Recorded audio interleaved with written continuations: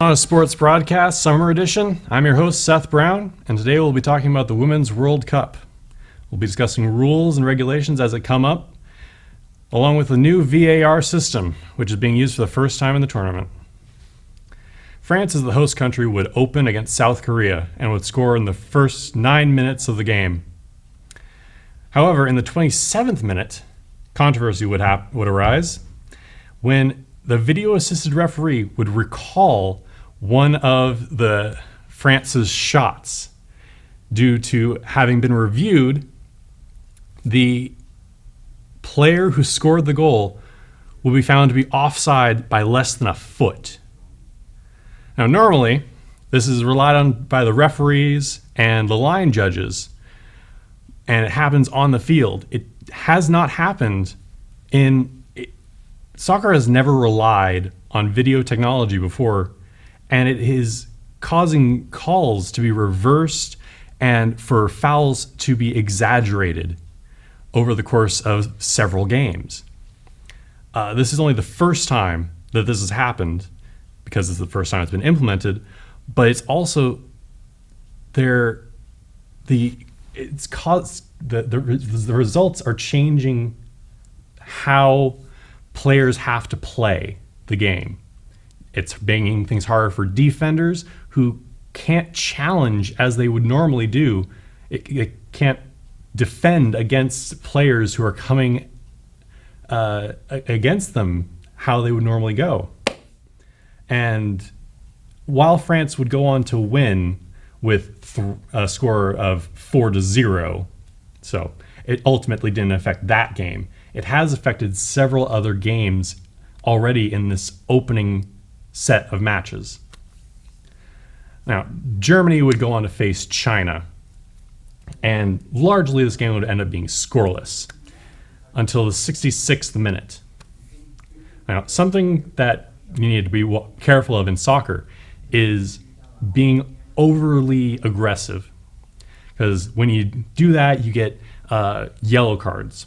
Now, yellow cards are given by the referee when the ref feels that you're being too overly aggressive or reckless and could potentially do harm to either yourself or, more often, other players. The problem for that at least China has right now would be, on average, you'd get 8 to 12 fouls during a game. China in their first game had 17 and drew 4 yellow cards across 4 players. Now, fouls by and large are fine. You're not going to get punished for them. It's when they get to the status of yellow cards that it causes problems, because yellow cards don't go away at the end of the match. They stick with you until they get into elimination rounds. Now, the special thing about yellow cards is that if you get 2 yellow cards, they can equal what is known as a red card. Now, the red card is an automatic ejection from the game, and your team cannot substitute a player for you, which means your team has to play a man down. And China has 4 already on most of their major players. So if China continues with their overly aggressive strategies, then they are going to be playing men down across several games. And it's possible to have multiple players ejected from the game with their red cards. So they're really hamstringing themselves with this aggressive play style. And while Germany would go on to win the match 1-0, it's frankly going to, it clearly has not helped China. While being aggressive is nice early on, it really will hamstring them in the later games. The next game would be Spain versus South Africa. South Africa is playing in the tournament for the first time in their history. And they would end up scoring their first goal in the 25th minute. And they would hold this until the 68th minute. Now, the matches are you get the first half is 45 minutes, so is the second half, and so it equals out to 90 minutes. So that just goes to show how long they held this lead. Now, in the 68th minute, there would be a handball in the box, which draws an automatic direct kick. So no players can help the goalie. It's just the keeper and the person taking the shot. And it's from less than 15 feet away. It's incredibly hard to be able to stop a shot from that distance. It's considered incredibly difficult, and and Spain would score on South Africa because of that handball. Now, that's not unusual. What is unusual is that in the 79th minute, another penalty in the box would occur and would earn South Africa's player Vilakazi a second yellow card, as her actions were deemed a reckless challenge when it was reviewed under VAR. And this would see her ejected from the game and would force South Africa to play only 10 players against Spain's 11. Spain would score for a final time in the 89th minute, ending the game 3-1. Now, originally, when the foul occurred, Vilakazi, it was just a foul. But under review from the VAR, it resulted in her getting a yellow card. And this is troubling because if everything is reviewed in minutia under the VAR system, as it seems to be, then a lot of these fouls are going to become exaggerated. And this is just the first example of that. And as we saw in the French match, then the foul recalled the game because of less than a foot, literally less than a foot away from being onside. Otherwise, it would have been a 5-0 game. So it's difficult to not be cautious and skeptical about how everything is being done at this current junction. It's clear that they're going to need to have to train things to be reviewed in a different way. Now, finally, Norway versus Nigeria. Now, Norway versus Nigeria, it was a pretty even match throughout the game. And despite Nigeria's best efforts, they just could not find the net. And while Norway managed to land 3 points in the first half, a Nigerian player would score an own goal, leading the score to be 3-0. I cannot tell you just how terrible it is as a player, and as someone who played soccer for years, to score an own goal is just devastating for that player. And the fact that it ended up being the final score for the opponent that would pretty much end the game, I can't tell you how heartbreaking that is. Now we will we're going to go ahead and take a break, and when we come back, going to continue and go on to Australia versus Italy.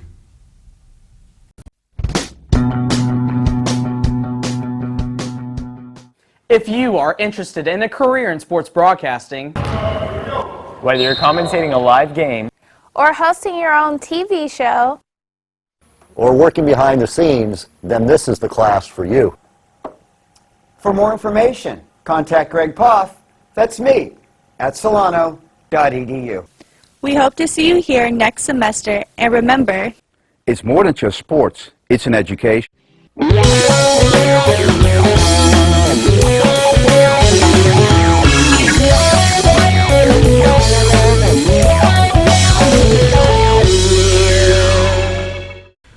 Welcome back to Solano Sports Broadcast Summer Edition. I'm your host, Seth Brown, and we'll be starting off with Australia versus Italy. Now, this is the first time that Australia and Italy will be facing each other in the in World Cup history. So in the 8th minute, Italy would manage to score against Australia. And it was, as we saw it with France, it would be recalled because of an offside review by the VAR.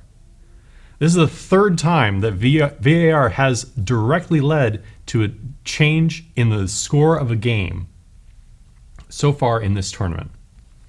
Now, Australia would draw a penalty in the box in the 21st minute when an Italian player basically shoved them to the ground. And the shot was taken. And the keeper, we talked before about how hard it is to block a direct shot, just from it just being the goalie and the person taking the shot. The Italian goalie managed to block the shot, and it's incredibly hard to do that, which it ended up making no difference because she couldn't catch the ball, and the Australians managed to get the rebound and send it into the goal.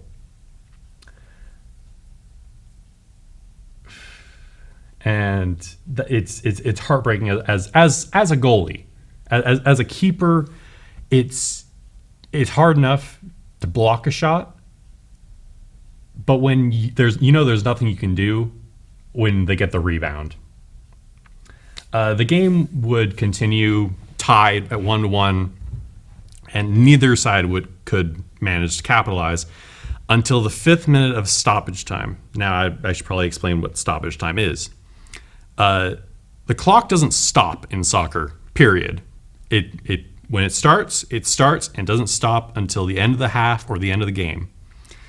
Now, when you're dealing with penalties and with injured players and stuff like that, the ref takes account of how much time is lost and then adds it to the end of the game. And that's what stoppage time is. It's the time you lost because you had to stop to take care of a foul or an injured player. And you usually end up having between 2 to 5 minutes, generally. Sometimes you'll see extremes, or there might not be any stoppage time if there are no fouls or injured players. But so in the 5th minute of stoppage time, with less than 30 seconds to the end of the game, Australia actually managed to get the shot into the Italian goal and ended the game 2-1. Now, our next game. There are games when you don't need to watch because there's no good reason for these two teams to be facing each other. It is incredibly unfair for Brazil, a titan that is the titan that is Brazil, to face Jamaica, who is in the tournament for the very first time. Brazil just decimated them. It was the number of shots on goal for Brazil were like 10-1, and they ended up the Brazil crushed Jamaica 3-0. And that was without even Brazil bringing in their star player, who sat out because of an injury, and we're likely not going to see her until elimination rounds. And all three of Brazil's points were scored by one person. And her name was Christiane Rosera. Managed to earn herself a hat trick in crushing poor Jamaica. Now, our next game, we have, despite their closeness geographically, these two teams have never played before. So this bracket is full of firsts. So England versus Scotland have never played before. It's strange, but there you go. So England managed to score in the 12th minute. And the reason they scored is because a handball was found because of VAR. It was not called on the field. And I cannot tell you how much as a player this just annoys. There's no other word. Or frustrated maybe, but it is just something that just tweaks at the fundamentals of someone who has played for years without having this and having to suffer through like blown calls by the ref, and now all of a sudden everything is being called because of this system. And in the 40th minute, Scotland wouldn't be unable to clear the ball from their box, and because of that failed clearance, a English player could manage to steal the ball from their defenders and put it into the back of the net. Now, finally, Scotland would score, managing to break the shutout, and it would go on. They would still go on to lose to England 2-1. And there's not much else to say about this match.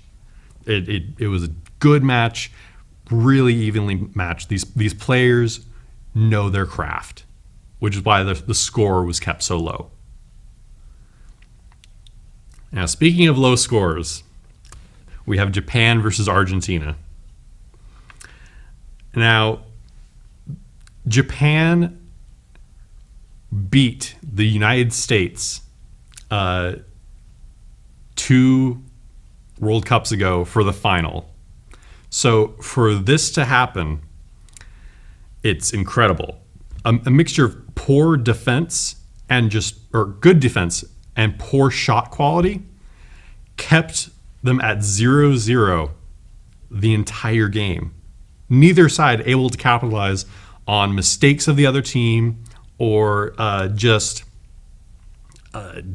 being unable to put the ball on target.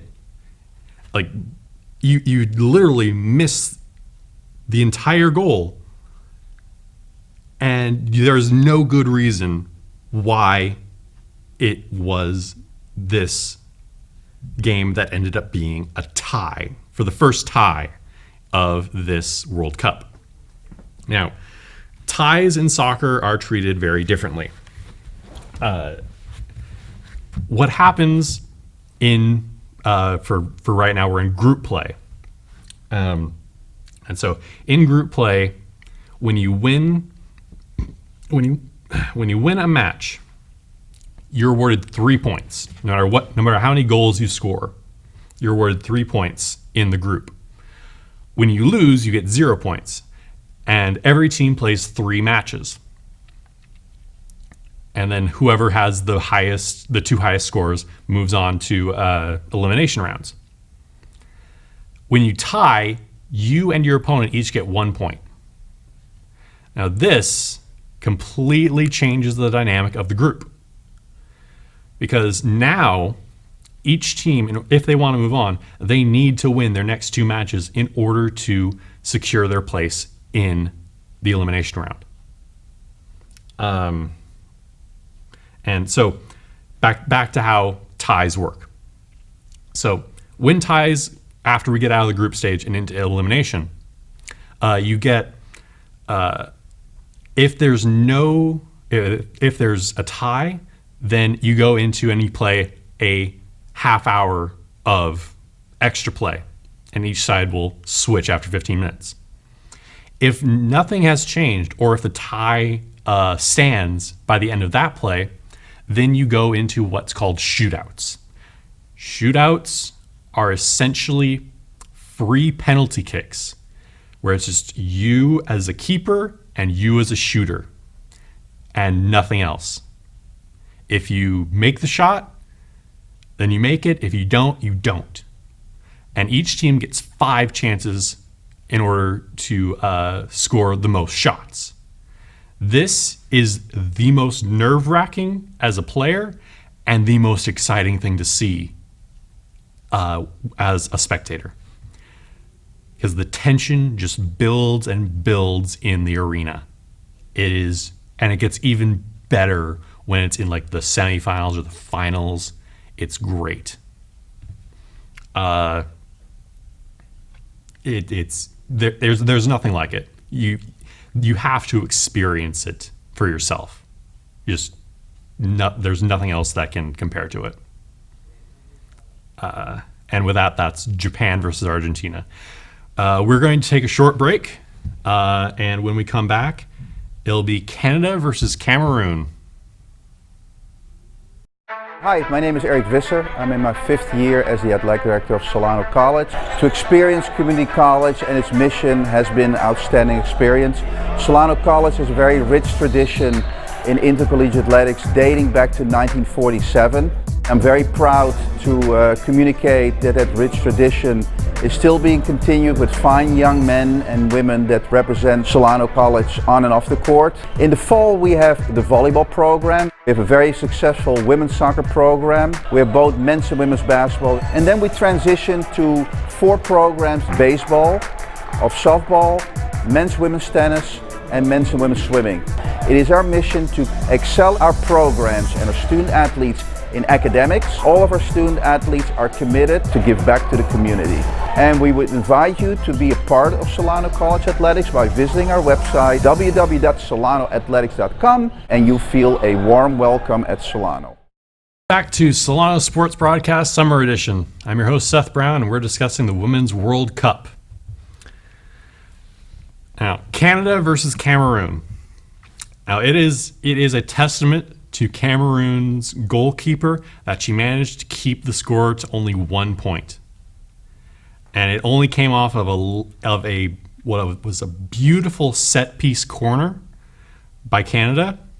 The ball sailed directly over the crowd of players that huddles around the front of the goal whenever a corner is made.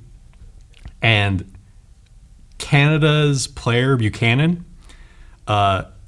just came charging in and jumped over a full foot off the ground to make this header that sailed directly past the goalie and into the net. And her charge in completely surprised Cameroon's defenders. She just came out of nowhere. You'd have to see it for yourself. And this would be the only point scored in the game. And I cannot give Cameroon's goalkeeper credit enough.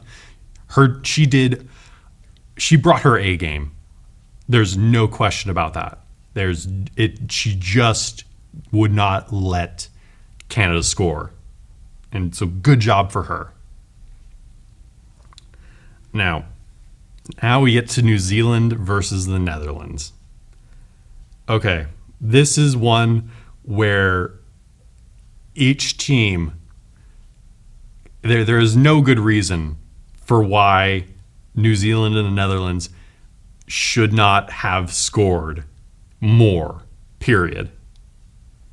The ball would hit the uprights, it would go wide, it would go over the net and into the crowd for just how off everyone's shots in this game.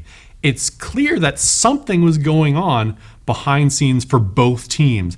Like they just could not score, and it boggles the mind that they each took so many attempts on goal, but only managed to score like 1 point at the end of 90 minutes and in the second minute of stoppage time. It makes no sense for why neither of these teams could score. It had nothing to do with the goalkeeper or defense. Each team was taking over a dozen shots by the end of the game, and neither side scored until the end of the end of the game. This game should have been. It makes no sense for these teams aren't like the best teams, like if you make a top 3 list of teams for the Cup, these guys aren't on a list, but they're not new teams to this. They've each played in multiple World Cups. So it just makes no sense for how badly they played in this game. And I can't tell you why they did play so badly. I just can't. Moving on. Chile versus Sweden. You can't know how much weather will affect the game until you play in it. So at the start of the game, at the start of the match, the sun was out. It was shining. It was warm. So in the middle of the second half, when the teams are both scoreless, and you realize that it has been pouring rain since the end of the first half, because cameras, I don't know if you know this, cameras can't actually capture rain because of just how small it is, and that's why how any rain you see in a movie is a special effect, because cameras just can't capture rain because of physics. But so when you see rain on camera, you realize just how hard it is raining. And so in this game would have to be delayed, not because of rain, because soccer doesn't stop for rain. It only stopped because of the threat of lightning striking the field. And neither side had scored a goal, and they were in the 72nd minute of the game, and neither side had scored, and they had to go in and take shelter because of the threat of thunder and lightning striking the field and the buildings. Now, the delay lasted for 30 minutes, and so I don't know what the coaches said or what the players talked about, at least for Sweden. Because as soon as they came out, in the 83rd minute of play, Sweden broke the tie and scored their first point in the match. And then would score us again in the 4th minute of stoppage. And so it just goes to show you how much just the weather can affect gameplay when all you need is like 30 minutes just to talk amongst yourselves, strategize, and it was the weather that allowed it. And it just goes to show you that you can account for everything except for the weather and the effects it causes. Now we go to the final match. We get to the final match of USA versus Thailand. Now, this is the first time Thailand has played in a World Cup. Now, it's been said by fans and by hosts and announcers that, at least for the men's World Cup, that the tournament doesn't start until Brazil plays. For the women's, it doesn't start until the U.S. plays. So we can take pride in that. The USA has won the tournament 3 times since its inception. So it goes to show just how lopsided a lot of these games are, with so many of these new teams playing really experienced and well-funded clubs. This game broke records. It broke records for the sheer number of points that was scored by one side. So in the 12th minute, USA scored. Okay, not unusual. USA for women's is considered literally the best team in the world, period. You get USA, Brazil, and then Germany. So when in the 12th minute we score, In the 20th minute, we score. In the 32nd minute, we score and the half ends. Okay, 3 points by the end of the half we've seen isn't unusual. The unusual thing happens in the second half. Over the course of the next 45 minutes, the USA would score an additional 10 points, bringing the total to 13 points. Now, 3 of these points in the second half were scored less than 2 minutes apart. And the time doesn't stop in soccer. I've said this before. The time doesn't stop. So in that 2 minutes of time is resetting for each team having to go back and reset for Thailand to take the ball. And over the course of that 2 minutes, each time they had to reset, and in 2 minutes, the USA scored 3 times. So it's incredible. It literally broke the record for how many points one side made. And one of the players on the USA team tied for the most number of points scored by a single person in one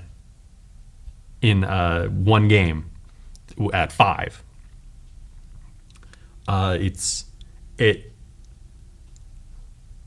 These scores just don't happen in soccer. Like you'll see at most maybe 5 or 6, but usually it won't be a shutout. It'll end up being like maybe 5-4 or like 6-5. And usually that's in like the semifinals or the finals. You don't see this many points scored, period. Not even just like in gameplay, but in a tournament like the World Cup, you don't see this ever. There you go. This was a statement made by the USA.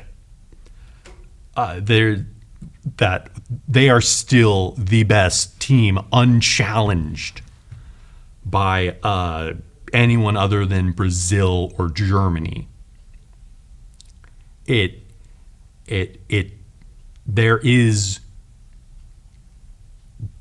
no other way you can frame this as other than, hey, we're here, get used to it.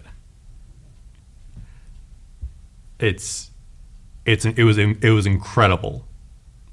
There's normally when you're not in a tournament, you have a thing called a mercy rule, where if the team gets so far ahead that you know that there is no way the other team can make that many points, the game will just end. Now this went on for over 90 minutes with I think it was 5 minutes of stoppage time. And it just didn't end. So I can't help but feel just sorry for Thailand having to face this in the first round, because this is just clear. This is crushing for them. This is their first time here, and this was just crushing. So yeah, this has been your summary for the opening matches of the Women's World Cup. I'm Seth Brown, and this is going to be a real interesting summer. Bye.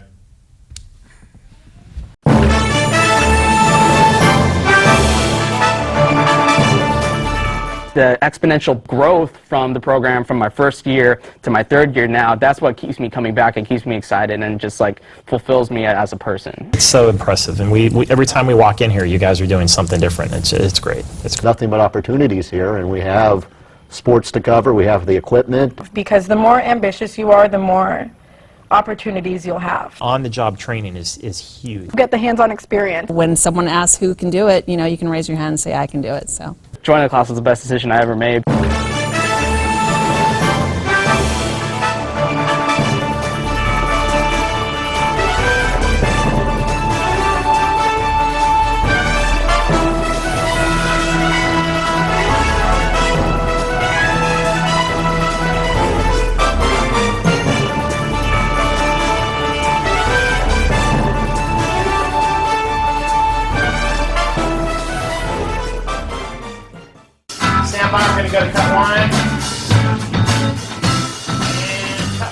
Cross court to Audrey Jones. Audrey for three.